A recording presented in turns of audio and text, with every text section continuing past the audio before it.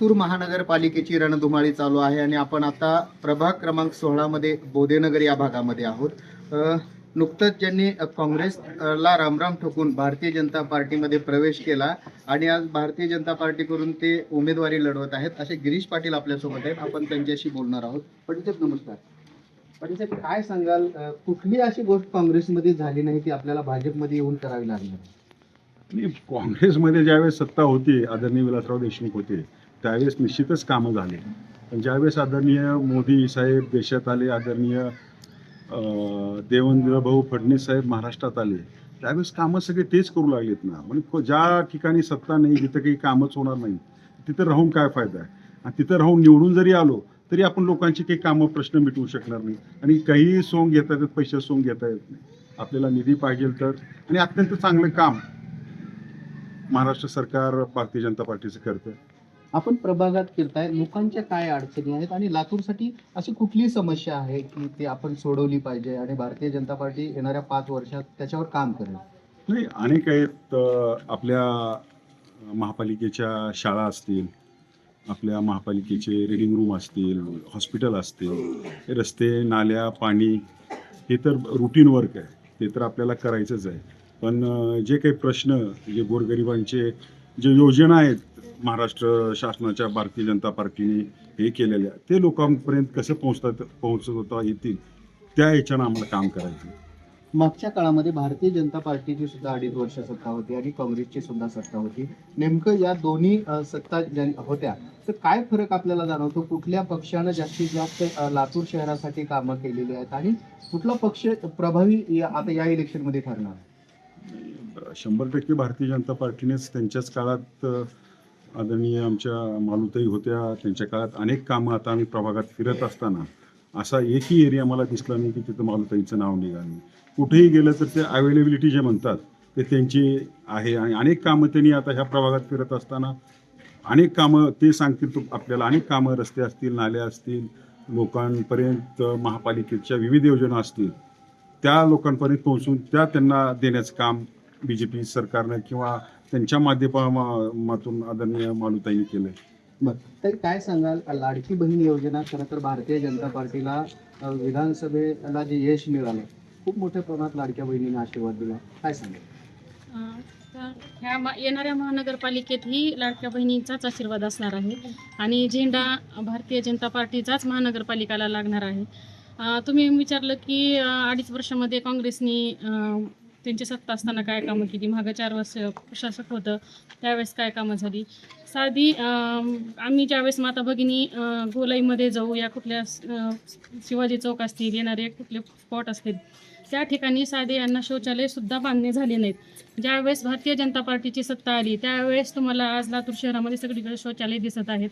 पाण्याची किती मोठी समस्या होती. अमृत योजनेच्या माध्यमातून आपण प्रत्येक वार्डामध्ये अमृत योजनेची पाईपलाईन टाकून पाण्याची समस्या सोडवण्याचा प्रयत्न केलेला आहे. रोडचे कामं असतील, नाल्याचे कामं असतील, म्हणजे आज प्रत्येक विकासाकडं आपण भारतीय जनता पार्टी हे जनतेच्या विकासाकडं पाऊल टाकत आहे. आणि आपण जे विचारताय काँग्रेसचं काम, आपण त्यांना विचारावं काँग्रेसने काय कामं केले. त्यांना 4 कामं सांगू द्या काँग्रेसचे काय केलेले आहे ते प्रभागामध्ये. भारतीय जनता पार्टीनीच लातूर शहरामध्ये त्यांची सत्ता आल्यानंतर विकासाचं काम हे त्यांच्या माध्यमातून दिसत आहे.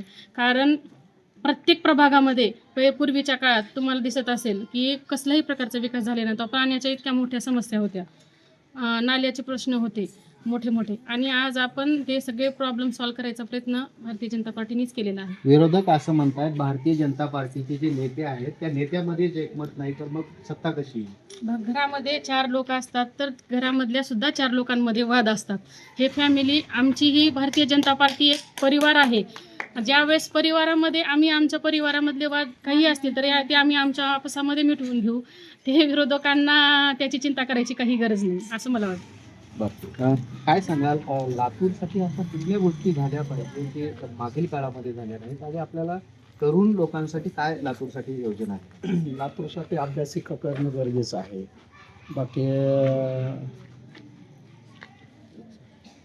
ताई, आपण काय सांगाल, काय वाटतं आपल्याला लातूरसाठी अशा कुठल्या गोष्टी झाल्या पाहिजे की मागच्या काळामध्ये जे झाल्या नाही? नमस्कार, मी प्रभाग क्रमांक 16 मधून येते. प्रभाग क्रमांक 16 हा पूर्ण tuition area, tuition hub, educational hub म्हणून ओळखला जातो. तर सर्वप्रथम पब्लिक टॉयलेट जसे बऱ्याच ठिकाणी उभारले आहेत, तसंच आम्हाला 16मध्ये आम्ही निवडून आल्यानंतर पहिलं काम करणार आहेत की पब्लिक टॉयलेट इथेही उपलब्ध करून देणार आहे, जेणेकरून बाहेरून येणाऱ्या पालकांना सोय होईल त्या गोष्टीची. आणि त्यानंतर CCTV कॅमेरेज बसवायचा प्रयत्न करू, जी सिक्युरिटी राहील आपल्या महिला आहेत, मुली आहेत यांच्यासाठी. असे बरेच डोक्यात प्लॅन्स आहेत, की पुढच्या 5 वर्षात आम्ही करायचा नक्कीच प्रयत्न करू. पाटील साहेब, शेवटचा प्रश्न, लातूरातल्या जनतेने भारतीय जनता पार्टीलाच का मतदान करावं? की विकासाचा सत्ता पहा, वर सत्ता कुणाची पहा, देशात महाराष्ट्रात कुणाची सत्ता आहे ते पहा. विकास कोण करू शकतो? त्यांच्याकडे सत्ता आहे तेच विकास करू शकतो.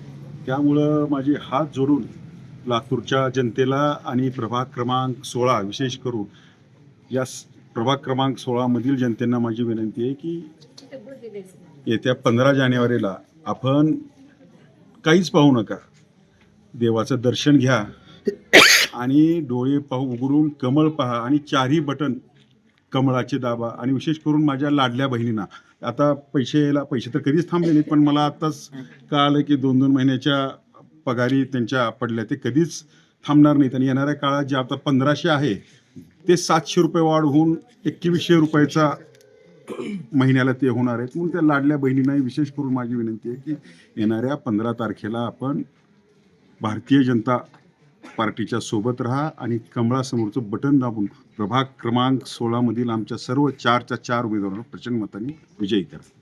एकंदरीत आपण चर्चा केल्यानंतर असं लक्षात आलं की प्रभाग क्रमांक 16 मध्ये जनतेचा भारतीय जनता पार्टीला अतिशय उत्स्फूर्त प्रतिसाद दिसून येत आहे आणि विकासाच्या मुद्द्यावर खरं तर हे राजकारण या प्रभाग क्रमांक 16 मध्ये केलं जात आहे.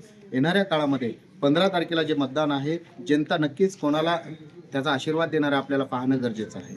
मी रमेश शिंदे, न्यूज लोकनायक, लातूर.